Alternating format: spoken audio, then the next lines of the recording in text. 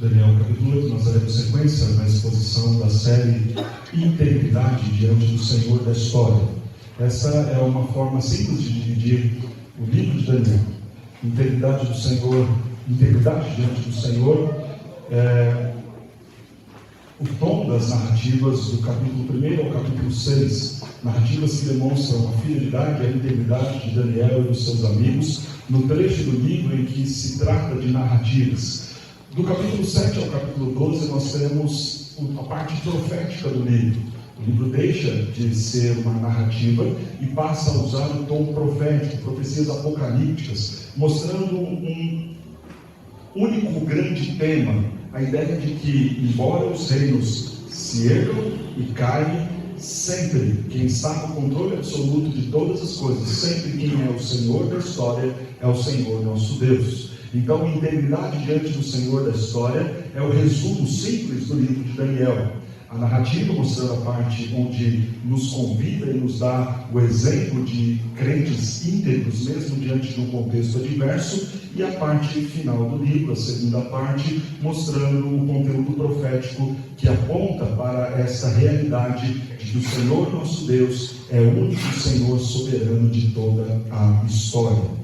Nós vimos até aqui, então, no capítulo 1, a chegada de Daniel, ainda muito jovem, na terra da Babilônia, sob o reinado de Nabucodonosor. Essa chegada é marcada pela decisão firme dele de não se contaminar com as coisas do rei. Logo adiante, no capítulo 2, o rei Nabucodonosor tem um sonho. Ele sonha com uma grande estátua, cabeça de ouro, peitos e braços de prata, abdômen de bronze, pernas e pés de ferro e barro. A representação da interpretação de Daniel dá a ele que a cabeça de ouro era ele, Nabucodonosor, o reino da Babilônia, peito de prata e braços de prata, o império medo-persa, bronze no abdômen, o império grego, barro e ferro nas pernas e pés, referindo-se ao império romano. Após este sonho e a interpretação de Daniel, Daniel passa a ser muito bem quisto no reino da Babilônia. Mas este sonho e essa maravilha que Nabucodonosor experimentou de ver Deus se manifestando, revelando mistérios, não foi suficiente para convencê-lo de que o louvor, honra e glória deveriam ser dados tão somente ao Senhor. Logo no capítulo 3, então, nós vemos Nabucodonosor construindo uma enorme estátua, aproximadamente 30 metros de altura, por 3 de largura, a estátua de si próprio no meio do campo, e exige ele reverência, adoração por parte de todos os que estão ali na Babilônia. E obviamente os amigos de Daniel, aqueles que eram fiéis ao Deus Altíssimo, se recusam a se curvar diante da estátua de Nabucodonosor, vão para a fornalha 7 vezes acesa, mas ali o Senhor dá livramento. Mais uma vez, Nabucodonosor está diante de um fato extraordinário, a ação de Deus dando livramento, mas ainda assim ele não se rende, não se entrega por inteiro ao Senhor nosso Deus. No capítulo 5, no capítulo 4, nós temos então uma outra narrativa. Nabucodonosor parece ter um novo sonho, uma visão de uma grande árvore. Essa árvore é cortada, e depois de ser cortada, o topo, o resto que fica dela, passa a ter um comportamento de homem, mas um homem misturado com um animal, comendo a relva do campo. Chama Daniel, e Daniel dá a interpretação. Essa grande árvore é você, Nabucodonosor, do qual toda a terra se alimenta de ti. Mas fique sabendo, rei, que você será cortado, será humilhado, comerá capim com os animais, será tirado do seu trono. Nabucodonosor então experimenta tudo isso. No seu coração soberbo, ele é tirado do trono pelo próprio Deus, acometido por uma doença que lhe deixa com aspecto, aparência e comportamento de bicho. Mas ao recuperar o entendimento, ele dá toda a honra e toda a glória ao Senhor do céu, ao Deus Altíssimo. Percebe que ele não era absolutamente nada, e que apenas o Senhor era aquele que poderia colocar no trono dos reis e tirar do trono dos reis soberbos. Capítulo 5, então, já após a morte de Nabucodonosor, seu neto Belsazar assume o governo da Babilônia. A Babilônia está num período de grande declínio, o Império Medo-Persa está começando a surgir, a Pérsia já bate nos muros da Babilônia, já está ali fazendo frente, enfrentamento à Babilônia, e mesmo nesse cenário de guerra, Belsazar está ali bebendo e festejando com os seus principais líderes do exército e não se dá conta do quão soberbo ele estava sendo. Pior do que a soberba diante de um cenário de guerra, a distração com a embriaguez dele e dos seus líderes, Belsazar ainda vai pegar os objetos que foram tirados do templo de Jerusalém e usar esses objetos na orgia que ele estava fazendo. Isso foi abominável. Uma mão aparece no meio da noite, escrevendo na parede, mostrando que o reino da Babilônia, o reino de Belsazar estava sendo julgado, estava sendo pesado, que a destruição viria, que esse reino seria dividido entre dois reinos, os médios e os persas. E naquela mesma noite, cai então a Babilônia. A Babilônia, então, é tomada pelo exército medo-persa. E então, já no capítulo 6, nós temos Daniel sobre o reinado da Pérsia, onde ele vai interpretar onde ele agora vai conviver com os persas sobre o reinado de Dario e Ciro. Ali no capítulo 6, ele sendo colocado em alta posição dentro do Império Persa, os seus companheiros de liderança passam a invejá-lo, querem destruí-lo de alguma forma, querem tirar dele tanto poder e tanta autoridade, e não conseguem encontrar absolutamente nada para acusá-lo, até que tramam algo ali para o fazer contrariar a vontade do rei, fazem o rei fazer um decreto proibindo orações, proibindo qualquer devoção que não fosse ao próprio rei da Pérsia. E Daniel se mantém íntegro, fiel, vai dirigir as suas orações a Deus como fazia de costume, e como consequência ser lançado na cova dos leões, onde o Senhor mais uma vez lhe dá livramento. Chegamos no capítulo 7, e agora o capítulo 7 tem uma visão. Daniel vê 4 grandes animais.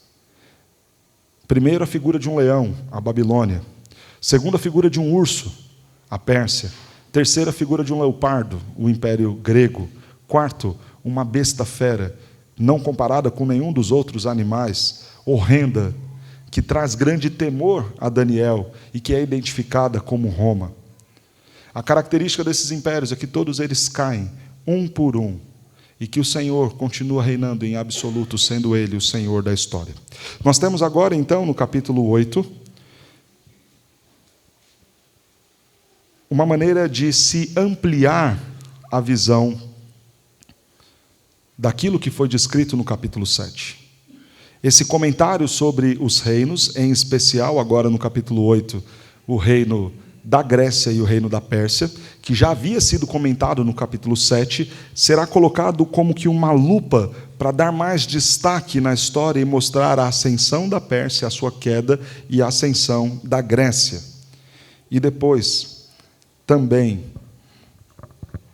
a realidade e os impactos disso na vida do povo de Deus. Nós faremos a leitura, então, de Daniel, capítulo 8, acompanhe sua Bíblia. No ano 3º do reinado de Belsazar, eu, Daniel, tive uma visão depois daquela que eu tivera a princípio. Quando a visão me veio, pareceu-me estar eu na cidade de Suzã, que é província de Elão, e vi que estava junto ao rio Ulai. Então levantei os olhos e vi, e eis que diante do rio estava um carneiro, o qual tinha 2 chifres, e os 2 chifres eram altos, mas um mais alto do que o outro. E o mais alto subiu por último. Vi que o carneiro dava amarradas para o ocidente, e para o norte e para o sul. E nenhum dos animais lhe podia resistir, nem havia quem pudesse livrar-se do seu poder. Ele, porém, fazia segundo a sua vontade, e assim se engrandecia. Estando eu observando, eis que um bode vinha do ocidente, sobre toda a terra, mas sem tocar o chão. Este bode tinha um chifre notável entre os olhos. Dirigiu-se ao carneiro que tinha os 2 chifres, o qual eu tinha visto diante do rio, e correu contra ele com todo o seu furioso poder. Vi-o chegar perto do carneiro, e enfurecido contra ele, o feriu, e lhe quebrou os 2 chifres, pois não havia força no carneiro para lhe resistir. E o bode o lançou por terra, pisou aos pés, e não houve quem pudesse livrar o carneiro do poder dele. O bode se engrandeceu sobremaneira, e na sua força quebrou-se-lhe o grande chifre, e em seu lugar saíram 4 chifres notáveis para os 4 ventos do céu. De um dos chifres saiu um chifre pequeno, e se tornou muito forte para o sul, para o oriente e para a terra gloriosa. Cresceu até atingir o exército dos céus. A alguns do exército e das estrelas lançou por terra e os pisou. Sim, engrandeceu-se até ao príncipe do exército. Ele tirou o sacrifício diário e o lugar do seu santuário foi deitado abaixo. O exército lhe foi entregue com o sacrifício diário por causa das transgressões, e deitou por terra a verdade, e o que fez prosperou. Depois ouvi um santo que falava e disse outro santo àquele que falava: até quando durará a visão do sacrifício diário e da transgressão assoladora, visão na qual é entregue o santuário e o exército, a fim de serem pisados? Ele me disse: até 2.200 tardes e manhãs, e o santuário será purificado. Havendo eu, Daniel, tido a visão, procurei entendê-la, e eis que se me apresentou diante uma como aparência de homem.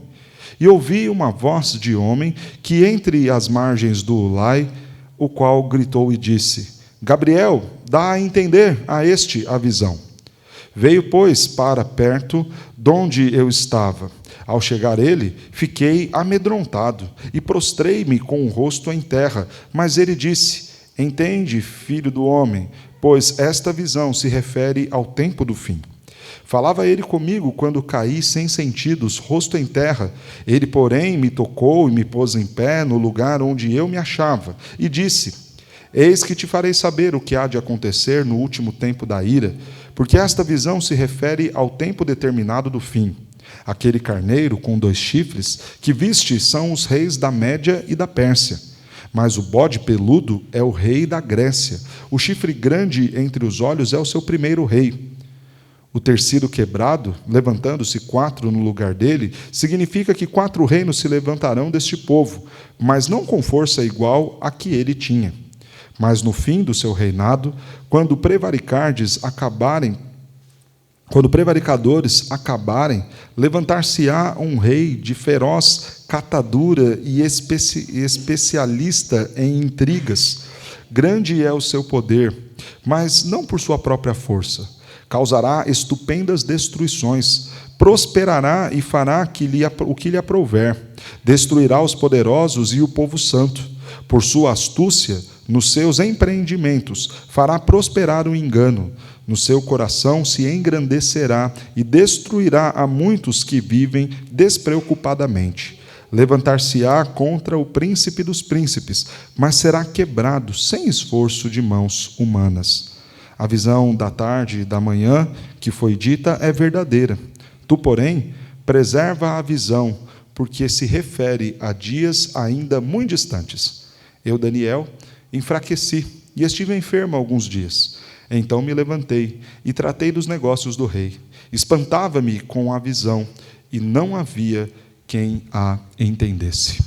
Nós estamos diante de uma história impressionante. O relato dessa visão nos chama a atenção e talvez traga temor ao nosso coração, tal qual trouxe temor também ao coração de Daniel. O tema que nós trabalharemos no nosso sermão desta noite é os opositores do reino. Nós temos mostrado e visto o ascender e o cair de muitos reinos, e temos afirmado nas últimas semanas, expondo Daniel, de que o texto nos aponta e nos conduz para a glória e exaltação do verdadeiro rei, o Deus Altíssimo, o Deus de Daniel.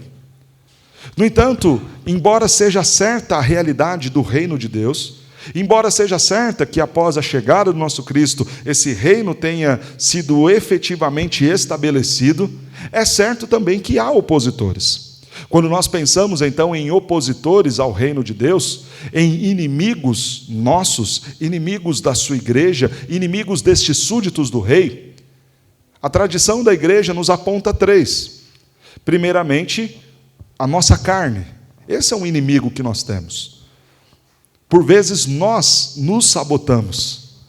Por vezes nós desejamos algumas coisas, mas não conseguimos fazer, porque a nossa carne, a nossa inclinação pecaminosa nos conduz a trabalhar contra Deus e contra nós mesmos. Em alguma medida, então, a nossa carne é um grande inimigo. Um segundo inimigo que a tradição da igreja nos aponta é o mundo. O mundo trabalha em contrariedade a nós. Os prazeres deste mundo, as muitas filosofias deste mundo, as muitas acusações deste mundo, as muitas perseguições deste mundo por meio de governos, de reis, de líderes. Tudo isso são opositores a nós, à nossa fé, ao reinado do Senhor nosso Deus.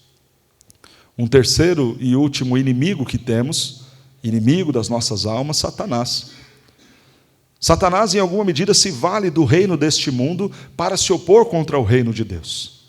Quando nós pensamos, então, nos inimigos, nos opositores do reino de Deus, nós podemos considerar, como faz a tradição da igreja, esses três: a carne, o mundo e Satanás. Mas o texto vai nos conduzir, nesta noite, a ver em especial a condição do mundo como opositor do reino e de Satanás como opositor do reino. E nós veremos, então, opositores no passado, os opositores do presente e os opositores do futuro. Gastaremos muito mais tempo falando dos opositores do passado, porque é disso que o texto está falando.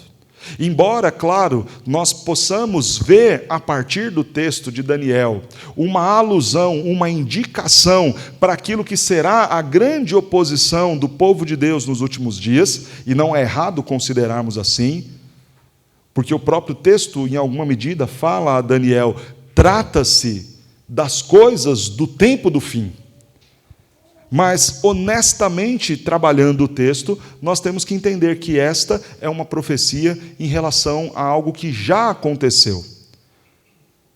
A ascensão da Pérsia, a sua queda e a ascensão da Grécia. Vejamos, então, os opositores do passado. O texto começa com uma visão de Daniel nos dias de Belsassar. É interessante que, então, aqui nós não temos uma sequência cronológica. O que está acontecendo no capítulo 8 não é, pensando em relação a tempo, algo que vem depois do capítulo 7, mas algo que vem muito antes. No capítulo 7, Belsassar já caiu. Capítulo 6 e 7 já está sob a liderança do Império Persa. O que Daniel está fazendo é colocando no seu texto algo que ele havia contemplado e visto antes. Em alguma medida, aquilo que ele viu nesta visão do capítulo 8 foi algo tão difícil de ser digerido, que talvez tenha demorado um tempo para que ele agora resolva entregar para o seu povo. Uma outra característica interessante desse texto é que até o momento, no capítulo 7, o texto de Daniel é escrito em aramaico. Mas do capítulo 8 em diante passará a ser escrito em hebraico. A língua do povo de Deus, a língua da nação de Israel. Em alguma medida, então, parece que Daniel escreve em aramaico o que vem antes, porque ele estava na terra dos caldeus, ele estava na Babilônia, e tudo o que foi tratado do capítulo 1 até o capítulo 7, em alguma medida, envolve diretamente o reino da Babilônia. É como se Deus quisesse ter deixado para os caldeus, para os babilônicos, o apontamento da sua justiça e do seu juízo sobre eles. É como se Deus quisesse ter comunicado ao ímpio a sua queda. Mas agora, do capítulo 8 em diante, é como se o Senhor fosse tratar mais em particular, de forma mais focada, com o seu povo. O consolo e o conforto comum das linguagens apocalípticas.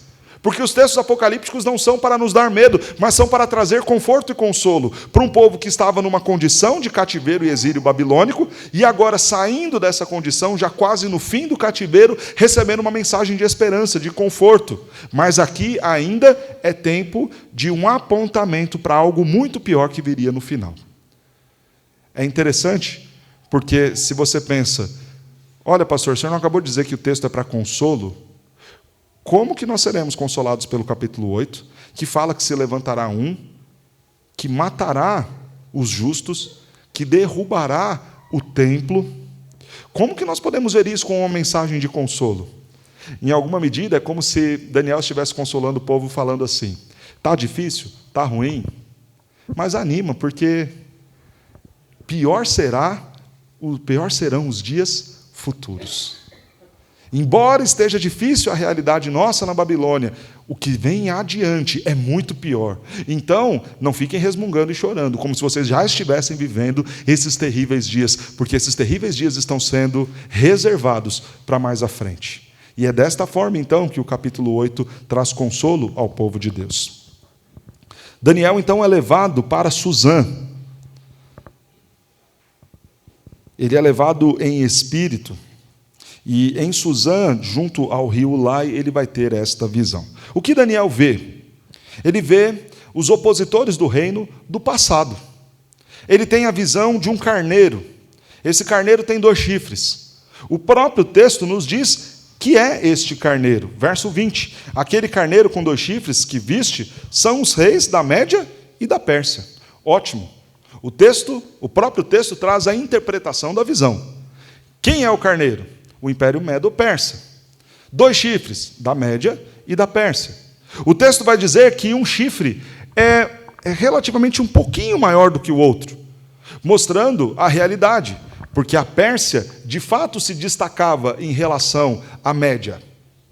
No Império Medo-Persa, os persas tiveram maior relevância ainda quando estavam em aliança. No entanto, o que era uma pequena diferença a princípio, o próprio texto vai nos dizer que este chifre, que a princípio era só um pouco diferente, ele agora cresce muito mais. E aí nós quase não ouvimos mais falar do Império Medo-Persa, mas simplesmente do Império Persa. Porque a Pérsia, então, ganha maior destaque. Algumas características que são colocadas aqui no texto. É dito que este império cresce de forma avassaladora. O verso 4, então, vai nos colocar que ele cresce para o ocidente, para o norte e para o sul. Esta é a realidade do Império Persa. Ninguém poderia detê-lo. Em alguma medida, naquilo que Hollywood vai mostrar na tela, e estou citando porque talvez seja aquilo mais comum que os irmãos tenham visto em relação à Pérsia, de fato era aquele império grandioso, que ao marchar, tremia, fazia tremer a terra ao ponto dos seus inimigos pensarem, estamos diante de um terremoto? Não, é só o exército persa marchando. É só o exército persa se posicionando para a batalha. E eles avançam. E a expressão usada aqui como um carneiro. Não um bichinho peludinho, bonitinho, mas aquele que com os seus chifres e a cabeça dura abaixa para correr e atingir o seu inimigo. E ele alcança a região oeste, domina a Babilônia, a Síria e toda a região da Ásia Menor. A Pérsia, então, vai para o norte, conquista a Armênia. A Pérsia, então, avança para o sul, conquista o Egito e a Etiópia, e então estabelece um grande e enorme império, com uma força brutal, e ninguém podia detê-lo. O texto segue, e diz que esse império, pela sua grandeza, se torna soberbo. Se vê numa condição de ser indestrutível, ninguém vai nos derrubar. E em meio a esta soberba, o texto diz, eles cairão. É bem assim. Todas as vezes que nós nos vemos no mais alto e inatingíveis, tranquilos demais, seguros demais, poderosos demais, vitoriosos demais, a nossa ascensão já é acompanhada da futura e possível queda. E essa foi uma realidade. Verso 7, então, nos apresenta uma outra criatura.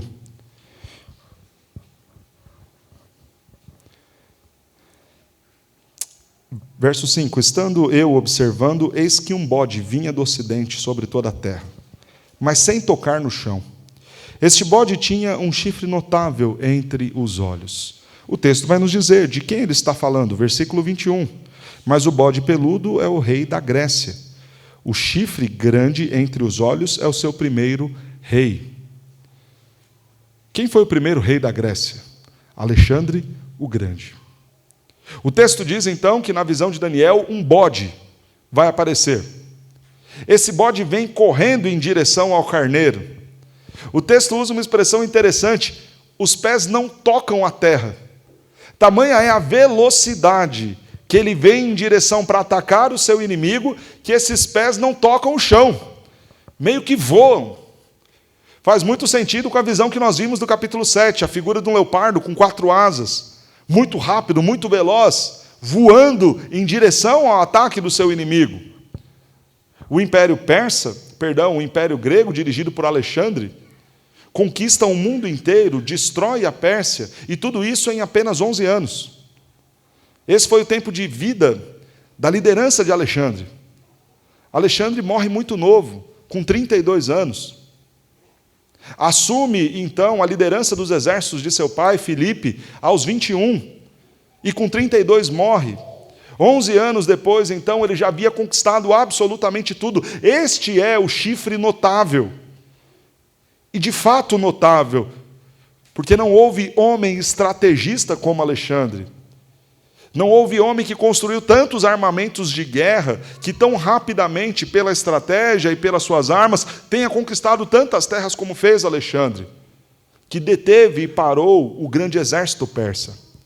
Veio veloz, destruindo tudo à sua frente, pronto para atacar e derrubar a Pérsia. E conseguiu. No entanto, o verso 8 vai nos dizer que esse bode se engrandeceu sobremaneira, e subitamente ele morre. Esse foi o destino final de Alexandre. No seu desejo de conquistar, conquistar e conquistar, ele chega a um ponto que perde o ânimo por já não ter mais conquistas a serem feitas e morre de forma repentina, muito jovem, 32 anos. Pois bem, diz o texto que ao cair este grande chifre, surgem outros 4 chifres. E nós estamos fazendo a descrição dos opositores do passado. Que 4 chifres são esses? O reino da Grécia foi dividido depois da morte de Alexandre. Alexandre estava morto. E o seu reino, o seu império, o império greco-macedônico, será dividido entre os seus 4 generais. São eles Cassandro, Lisímaco, Ptolomeu e Seleuco.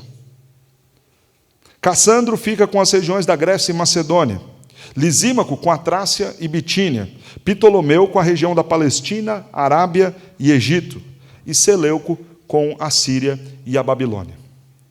Pensam que este foi um acordo fácil?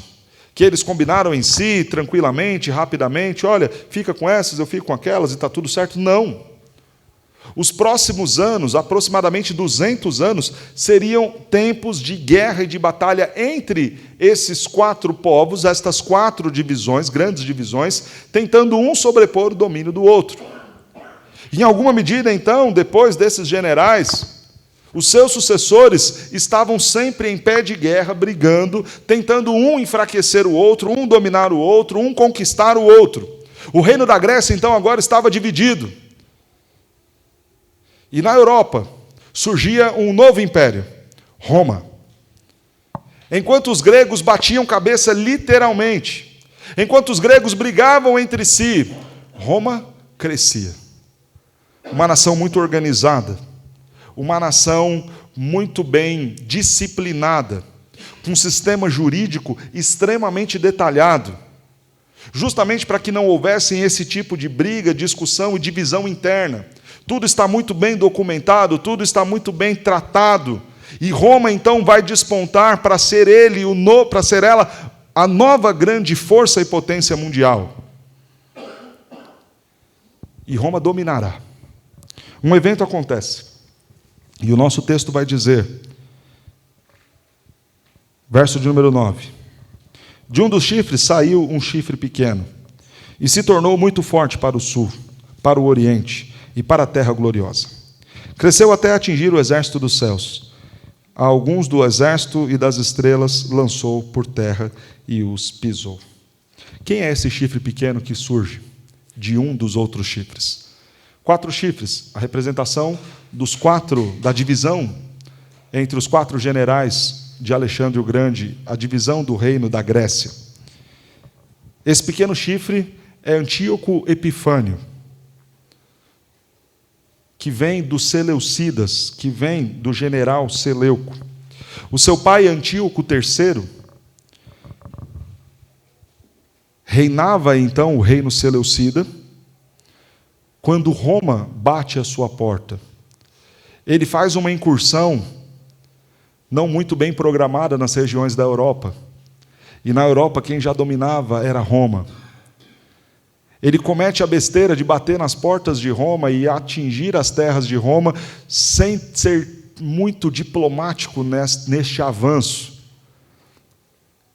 Ele foi duramente atacado por Roma. Os romanos o venceram. Estamos falando do ano 187 a.C. Antíoco III será morto. E esse pequeno chifre, Antíoco Epifânio, o seu filho, será levado preso, prisioneiro de guerra, para Roma. Em Roma ele ficará por alguns anos. E agora Antíoco Epifânio, que foi levado para Roma, vai ser nomeado o rei da Síria.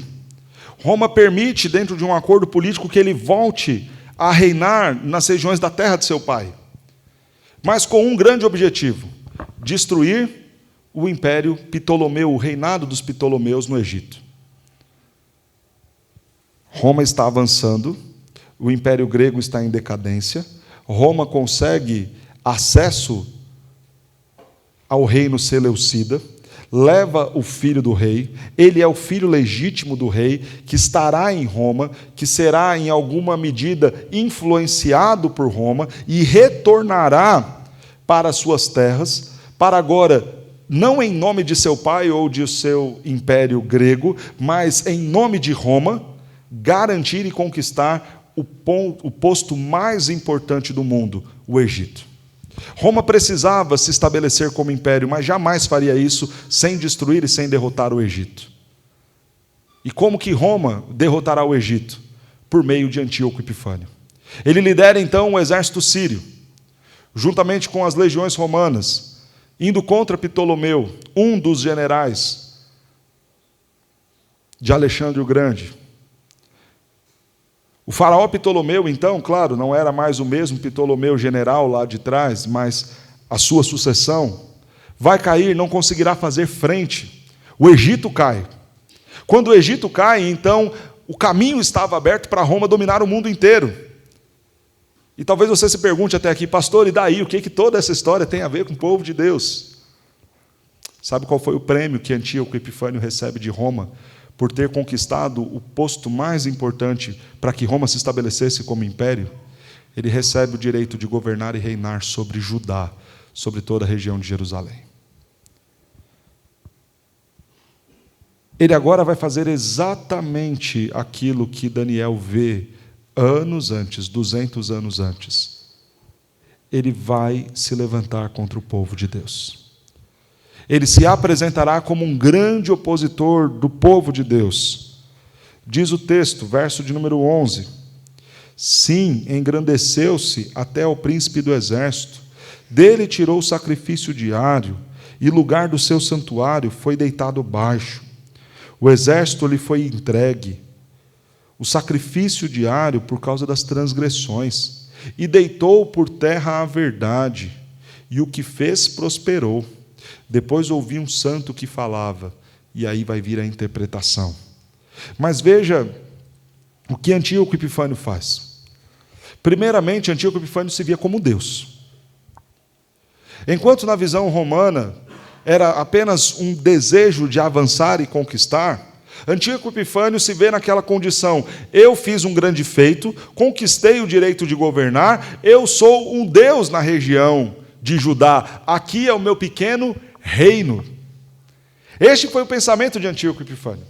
Ele manda fazer moedas. De um lado da moeda está o seu rosto. Do outro lado da moeda está, do rei Antíoco, o Deus tornado visível, que concede a vitória aos seus. Olha a soberba desse homem.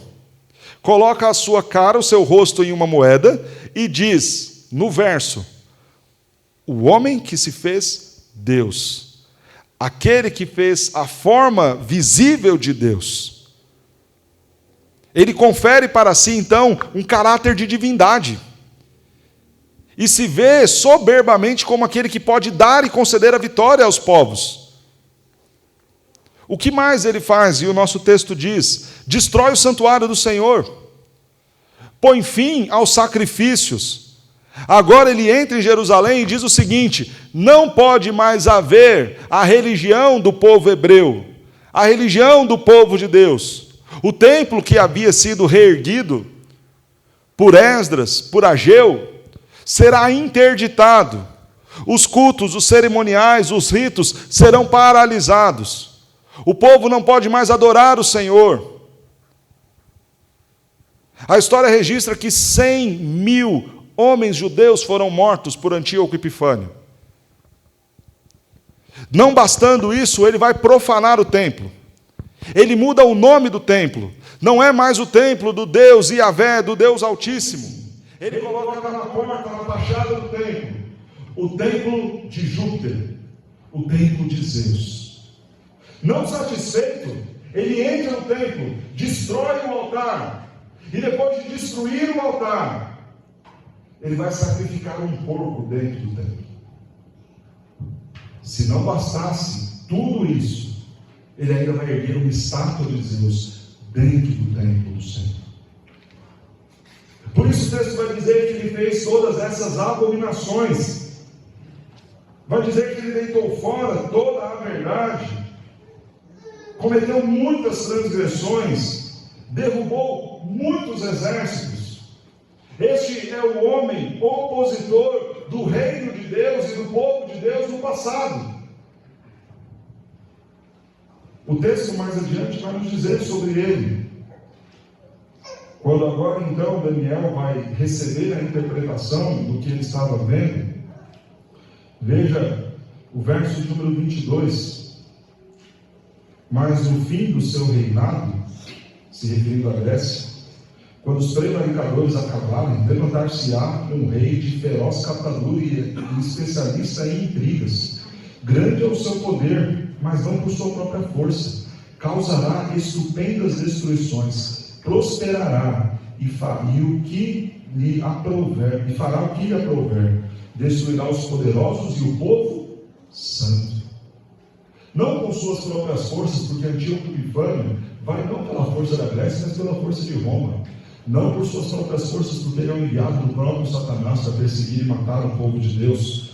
Por sua astúcia, nos seus empreendimentos fará prosperar o engano, no seu coração se engrandecerá e destruirá a muitos que vivem despreocupadamente. Levantar-se-á contra o príncipe dos príncipes, mas será quebrado sem esforço. Levantar-se-á contra o povo de Deus, contra os escolhidos de Deus. Eu disse que nós veríamos então os opositores do passado, e acabei de fazer a exposição daquilo que o texto nos mostra como os opositores do passado do povo de Deus. Quem são os opositores do presente? Abra sua Bíblia na primeira carta de João.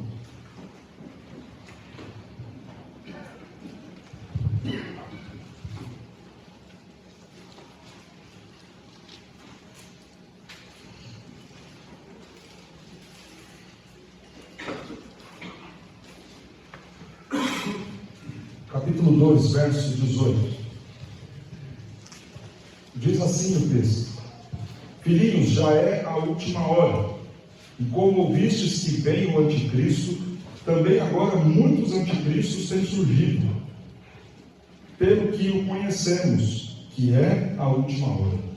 Eles sairão do nosso meio, entretanto, não eram dos nossos, porque se tivessem sido dos nossos, teriam permanecido conosco. Todavia, eles se foram, para que ficasse manifesto que nenhum deles era dos nossos. E vós possuís a unção que vem do Santo, e todos têm o conhecimento. Observem, irmãos, que João, nos seus dias, fala da realidade de anticristos, de opositores do reino, à semelhança do que foi Antíoco Epifânio. Como já foi dito, é claro que o texto de Daniel está fazendo uma menção muito clara ao Império Persa, ao Império Grego e ao surgimento de Antíoco Epifânio. Dizer qualquer coisa contrária a isso seria uma alegoria do texto. No entanto, o texto já está nos apontando para aquilo que seriam os opositores do povo de Deus no presente, nos nossos dias e também no futuro. O que era Antíoco Epifânio, senão um tipo de anticristo? Um tipo de opositor ao povo de Deus, alguém que se levanta para matar, perseguir os cristãos, enganar os cristãos, profanar o templo do Senhor. Essa é a realidade desses que também fazem isso nos nossos dias. Na mesma condição de Antíoco Epifânio, também muitos estão fazendo isso hoje. E João, ao descrever na sua carta às igrejas da época, ele mostra isso. Olha, já está no meio de vós, já é uma realidade do tempo presente. Pessoas que sairão inclusive de dentro da própria igreja, para levantar enganos, para falar de mentiras, para se opor contra o povo de Deus. E esta é a maior das verdades que vemos em nossos dias no Brasil. Os púlpitos têm sido tomados de hereges que não proclamam Cristo, mas, se possível, talvez dariam moedas com o rosto de cada um dos seus ouvintes, endeusando cada um deles. Porque essa é a teologia que tem ocupado os púlpitos. Não são e nunca foram dos nossos, mas se levantam contra Deus, contra o Senhor e contra a Escritura, transformam todo tipo de verdade em mentira, deturpam a Escritura, enfraquecem e matam a igreja do Senhor, tanto por tirar e enganar, maltratando os crentes em um sistema episcopal, autoritário, tirando recursos de forma desonesta, como também conduzindo esses crentes a viverem uma vida miserável através das mentiras que contam nos seus cultos. Essa é a realidade dos anticristos dos nossos dias. O alerta que João está dando aqui para os crentes é mostrar o seguinte: vocês ficam pensando o quê? Que vai vir alguém com 2 chifres, um tridente na mão, numa figura de Satanás, falando: oi, prazer, eu sou o anticristo? Não! Observem que mais adiante, o texto vai nos dizer, versículo 22 de 1 João capítulo 2,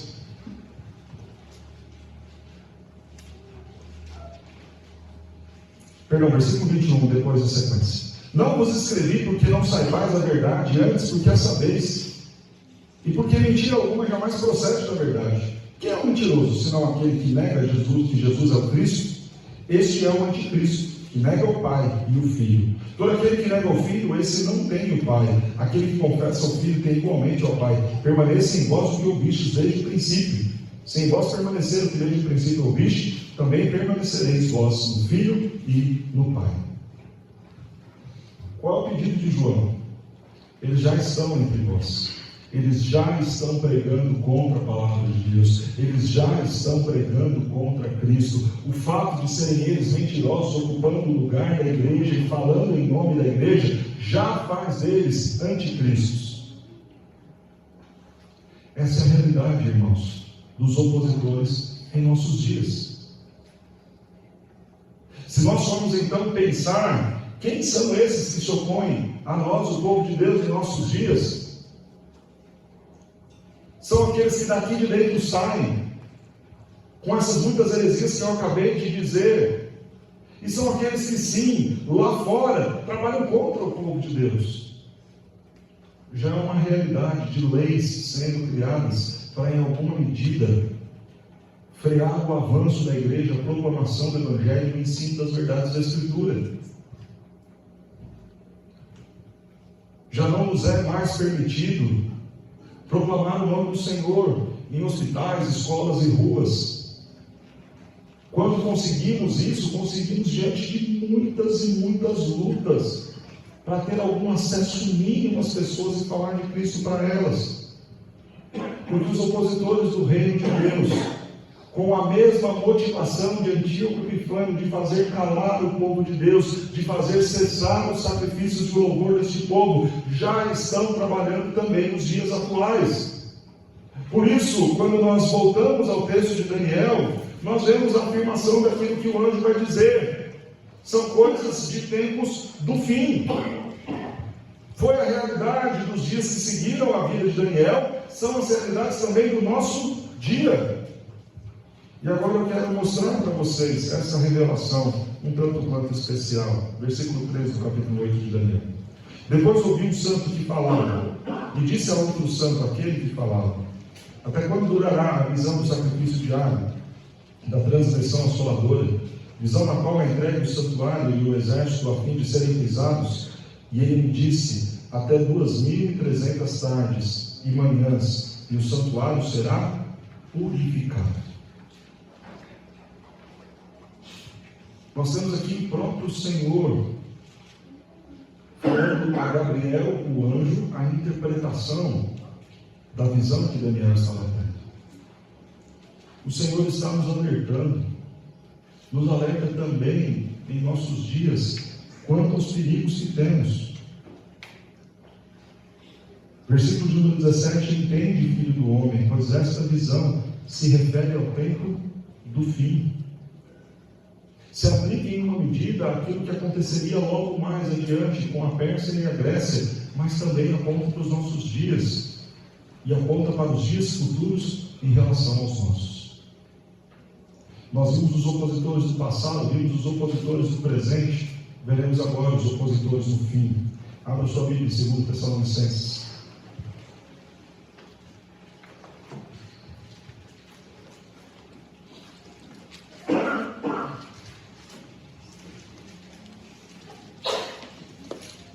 Versículo número 3 em diante.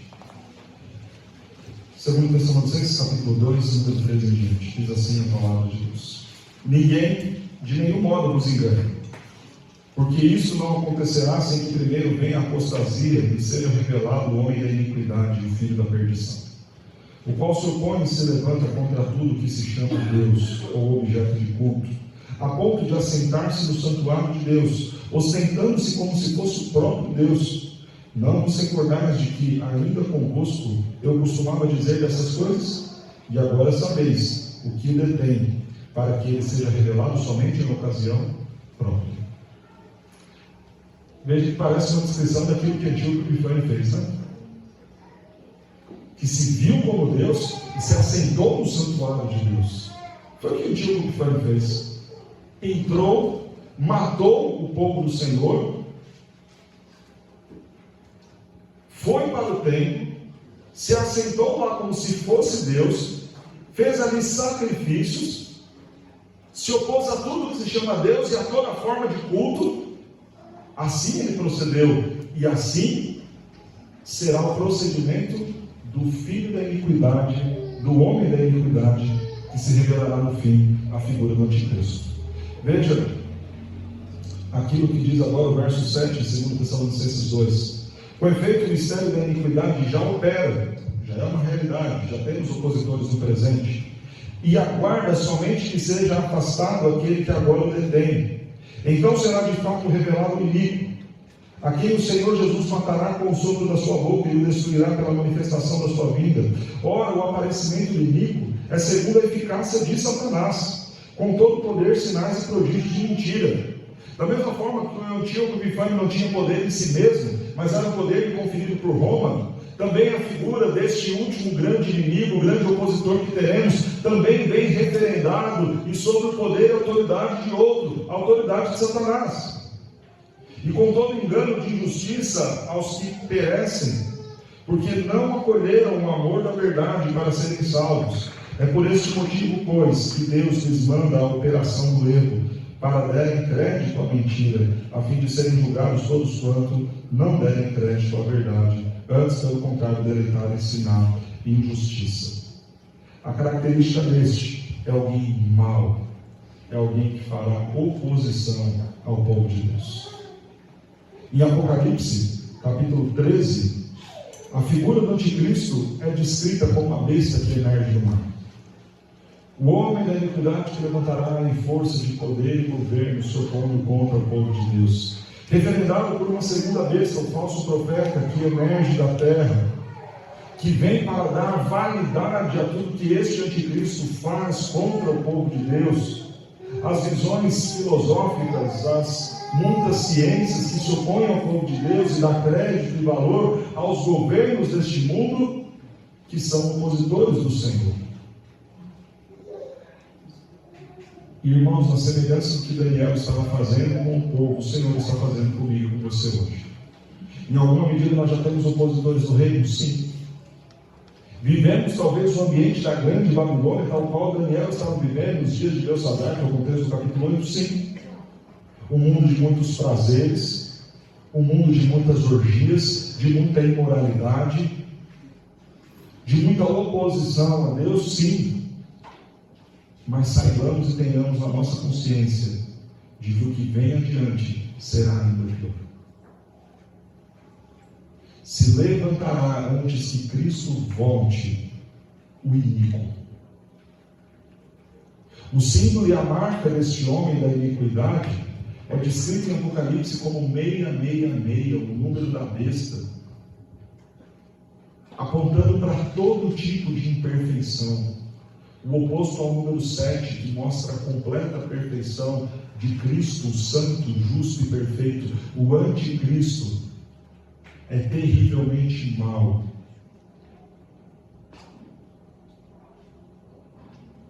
É o oposto do que é o nosso Senhor, o nosso Mestre. O que Daniel está nos apontando para aquilo que acontecerá é para nos alertar em relação aos últimos dias. Observe o verso de número 25 de Daniel 8. E destruirá muitos que vivem despreocupadamente. Olha que realidade triste. Este Antíoco Epifânio vindo contra aqueles que estavam vivendo sem nenhuma preocupação, talvez distraídos com as coisas deste mundo. E a realidade que acontecerá também em nossos dias, daquilo que foi dito em Tessalonicenses, nós acabamos de ler. Até mesmo os justos que serão enganados, que não vigiaram em relação à verdade, acompanharão a figura do inimigo do anticristo, desse homem da iniquidade. Nós vimos então os três opositores, ou os opositores do reino, no passado, no presente e no futuro. No passado, a figura de Antíoco Epifânio, depois de um conflito e batalha entre Grécia e Pérsia.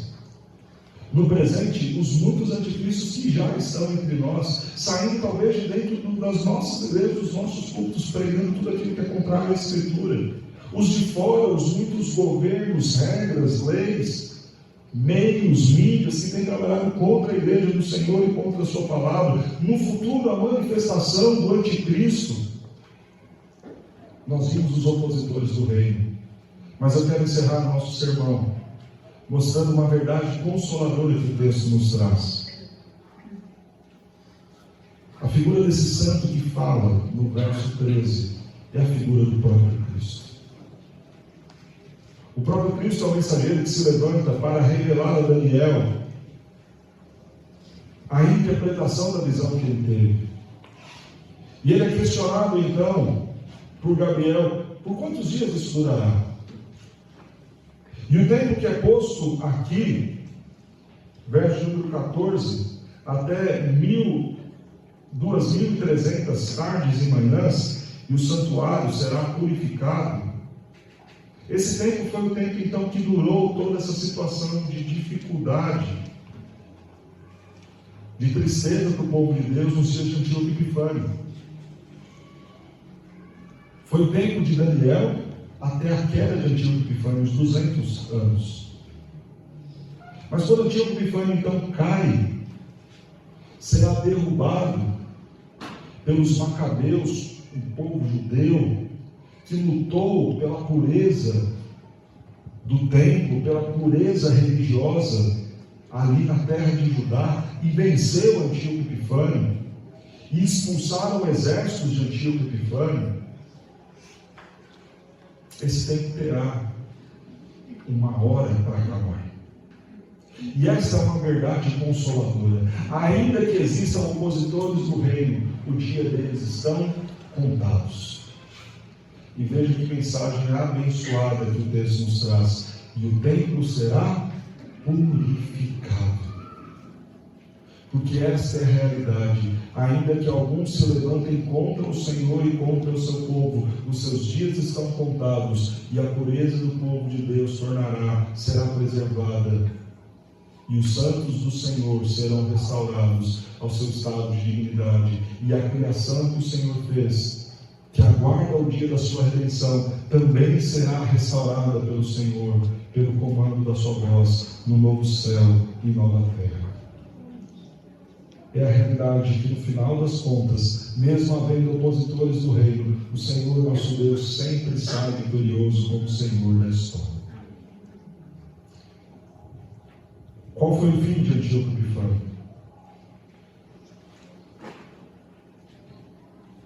O texto vai nos dizer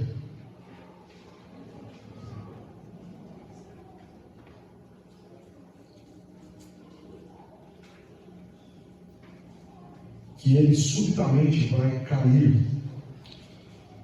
O verso de número 12 vai nos dizer que ele foi entregue com sacrifício diário por causa das transgressões, ele deitou fora toda a verdade, tudo que fez prosperou. Mais adiante, vai dizer no verso 24, grande é o seu poder, mas não por sua própria força, causará estupendas destruições, prosperará, destruirá poderosos, por sua astúcia nos seus empreendimentos fará prosperar o engano, no seu coração se engrandecerá e destruirá muitos que vivem despreocupadamente, levantar-se-á contra o príncipe dos príncipes, mas será quebrado, sem esforço de mãos humanas. Antíoco Epifânio, quando sabe da queda dos seus exércitos na região de Judá, vencidos e derrotados pelos macabeus, ele fica enfurecido e é acometido de uma doença que os historiadores registram que ele apodrecia por dentro. Vermes saíam de sua pele, exalava mau cheiro desse sujeito. Ele morre sem nenhuma batalha, ele morre sem nenhum exército batendo a sua porta, sem um esforço de mãos humanas. O próprio Deus trata com ele. É interessante que quando nós vemos no texto de Tessalonicenses, falando também da queda deste homem da iniquidade, o texto que lê nos diz que ele será destruído pelo sopro da boca do Senhor. Pela simples ordem de Deus, para que este homem caia, ele cairá e será destruído, sem nenhum esforço. Abra sua Bíblia e nós encerramos em Apocalipse.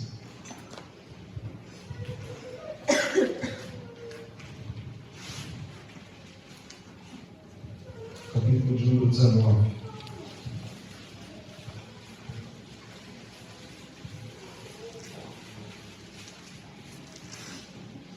Versículo 19 diz: E vi a besta e os reis da terra com seus exércitos congregados para pelejarem contra aquele que estava montado no cavalo e contra o seu exército.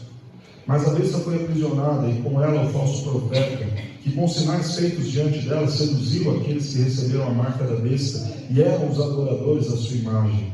Os dois foram lançados vivos dentro do lago de fogo que arde em enxofre.